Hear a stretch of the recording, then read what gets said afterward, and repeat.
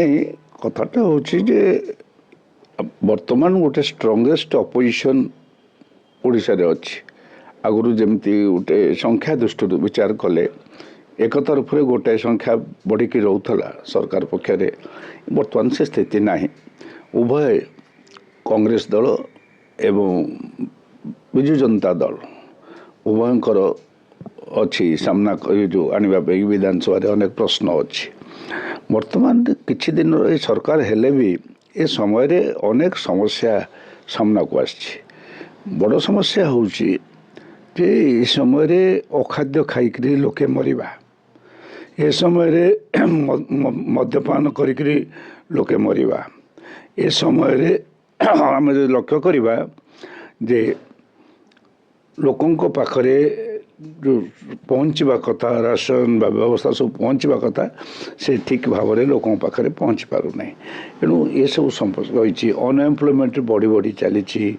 दादन कमिला ना दादन श्रमिक जो बाहर को जाते ये सब समस्या गुड़िक रही बहुत बढ़ी बढ़ी जाऊँगी सब ताठार बड़ कथा गोटे बटर आसला आदानी करिथिबा जो तार जो समय रे कॉन्ट्रैक्ट करथिला तार ग्रीन एनर्जी पई बा सोलर एनर्जी पई सेथिरे ओडिशा सरकार कहीं ना कहीं किछि पाइछि रिस्पत बा ताको जाओ से जो देउतला पैसा एथरे करबा पई कार्य करबा पई कि से पैसा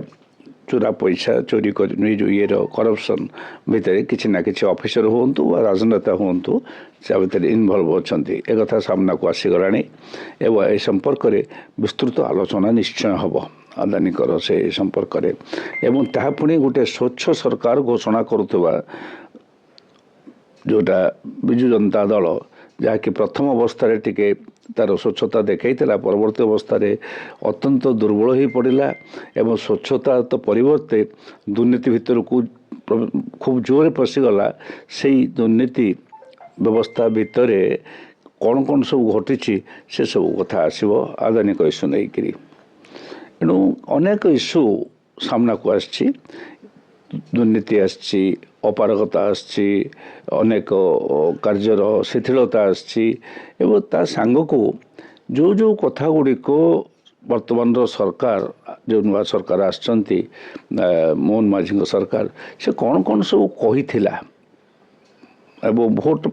बेले कही भोट पर कही ता केते दूर कार्यकारी कौन कौन करी जो गोटे मुदा रही लोकों पाखे से तो निश्चित भाव में उठिबो से जो महिला मान को दवापाई कि सुभद्रा अनुसार पैसा दवा कथा बड़ बड़ अक्षर 50,000 बोली लेखा जाउची एवं थरेक 5,000 वर्ष को 10,000 टंका दि जाउची एवं ताहा मध्य सबु महिला को मिलला नहीं ये कथा ऊपर आसीबो धान किणा उपरे आसीबो जो कथा कहा जाइथिला धान किणा रे जा सब पाइबे सुविधा पाइबे से सुविधा गुड़िक पाउछंती कि नहीं जो मैंने चाषी से कथा मध्य आसीबो ये कथा गुड़िक सामना को आसो आउ जहाँ जहाँ सब कहते प्रतिदिन कहते से आर गणति मानती उपर कही जोटा हूँ जो अस्मिता प्रश्न उठे सामना को आसी जगन्नाथ मंदिर रत्न भंडार और चाबी काटी हजिची से चाबी खोजिकी पातालू आणबू चाबी तो मिलला नहीं भांगिकी ताला भांगिकी पशिले जदि तो है ठीक अच्छे ताला भांगी पशिले तार से संपत्ति रक्षणाबेक्षण उपरे एपर्यंत गणति मानती है ना एवं से प्रकृतर स्थिति कौन पूर्वर जहाँ थिला से अच्छे कि नहीं एवं कई लोक जापारे नहीं बर खराब अवस्था लोके जानिले देखिले जे जो चाउल भक्त माने देइथिले जो व्यवस्था जो जाइथिला गाड़ी बुलीथिला जगन्नाथंकर गाड़ी बुलीथिला से चाउल को नीलाम करागला ताकू होटेल रे किए खाइथिबो किए माछ मांस संगे खाइथिबो किए कौन कौन करिथिबो लोक से निर्भर करे कारण जी नेले नीलाम धरले से ये सबू इश्यू एते बांधी पकई जे अल्प दिन भितर मु तो भावुची ये सरकार माने यदि प्रस्तुत होइकि न रहिबे बा एक आंसर दवापाई कि न रहिबे कारण तो ତାହେଲେ ବହୁତ ବଡ଼ ଅସୁବିଧାର ସମ୍ମୁଖୀନ ହେବେ। ଶାସକ ଦଳ କହୁଛି ଯାହା ଉଠେଇବେ ତ କାଦୁକୁ ଟେକା ମାରିଲା ଭଳିଆ ହବ। ଶାସକ ଦଳ ତ ବହୁତ କଥା କହୁଛନ୍ତି, ସେଇଟା ଦୁଃଖ। ସେଇଟା ନୂଆ ପିଲା, ସେ ଟିକେ ନୂଆ ଲୋକ ଆସିଛନ୍ତି, ଟିକେ ରହି ସମ୍ଭାଳିକରି କହିଲେ ହୁଏତ ବର୍ତ୍ତି ଯାଆନ୍ତେ। ସେ ପ୍ରତି କଥାରେ ନିଜର ବାହାଦୁରୀ, କାରଣ ସେଇଟା ହେଉଛି ତାଙ୍କ ଦଳର କଥା। ତାଙ୍କ ଦଳର ଯେଉଁ ଅଛନ୍ତି ଜାତୀୟ ସ୍ତରର ନେତା, ସେ ସମସ୍ତେ ଗୋଟେ ଜବରଦସ୍ତ ମିଛ କହିବା ଏବଂ ଜବରଦସ୍ତ କଥା କହିବା ଏଗୁଡ଼ାକ ଶିଖିଛନ୍ତି। ସେଇ ଜବରଦସ୍ତ କଥା ଭାବରୁ ଓଡ଼ିଶାରେ ଥିବା ସରକାର ଯଦି କୌଣସି ପରିମାଣରେ ଦୂରରେ ରହନ୍ତା, ତାହେଲେ ମୁଁ ଭାବୁଛି ଲୋକଙ୍କର ସିମ୍ପାଥି, ଲୋକଙ୍କର ସମର୍ଥନ ଲାଭ କରନ୍ତା।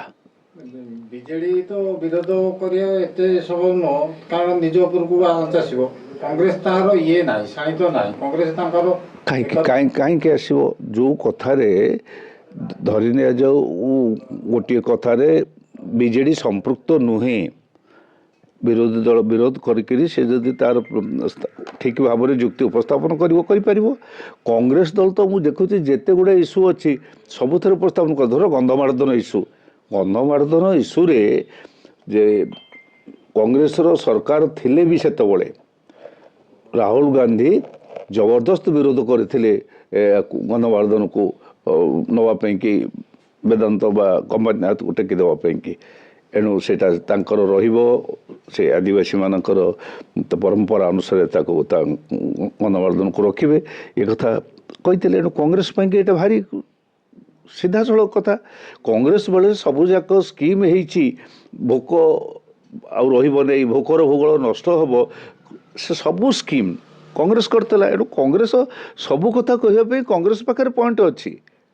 କଂଗ୍ରେସର କେମିତି କ'ଣ ପ୍ରେଜେଣ୍ଟ କରିବ, ତାଙ୍କ ନିଜ ଭିତରେ ତାଳମେଳ ନାହିଁ। କିଏ କହିଲା ତାଳମେଳ ନାହିଁ? ତାଙ୍କର ତ ନେତା ଏପର୍ଯ୍ୟନ୍ତ ଦେଖାଯାଇନାହିଁ। ଗତ ବିଧାନସଭାରେ ତାଳମେଳ ନଥିବା କଥା ହେଉଛି, କିଏ ଟିକେ ଗୋଟେ ଇସ୍ୟୁରେ ଜୋର ଦେଇକି କହିଦିଏ, ଆଉ କିଏ ନ କହେ, ମାନେ ସେ କଥାଟାକୁ ଜୋର କରି କହିପାରେ ନାହିଁ। ସବୁବେଳେ ସବୁ ଦଳ ଭିତରେ 2-3 ଜଣ ଥାଆନ୍ତି, ଆଗୁଆ ଲୋକ ଥାଆନ୍ତି, ସେଇମାନଙ୍କର କଥା ଶୁଣାଯାଏ। ଧର ଗୋଟାଏ ସମୟରେ ବିଜେଡ଼ିରେ 2-3 ଜଣ ବକ୍ତା ଥିଲେ ଯେ ଯେଉଁମାନେ ସବୁ କଥାରେ ଆଗ କହୁଥିଲେ, ଅନ୍ୟମାନେ କିଛି କିଛି ପ୍ରଶ୍ରୟ ପାଉନଥିଲେ। ବିରୋଧୀ ଭାରି ପଡ଼ିବେ ତାହେଲେ ଏଥର। ବିରୋଧୀ ଭାରି ପଡ଼ିବେ ଶାସକ ଉପରେ। ନିଶ୍ଚୟ, ଏତେ ଭାବିବାର ନାହିଁ।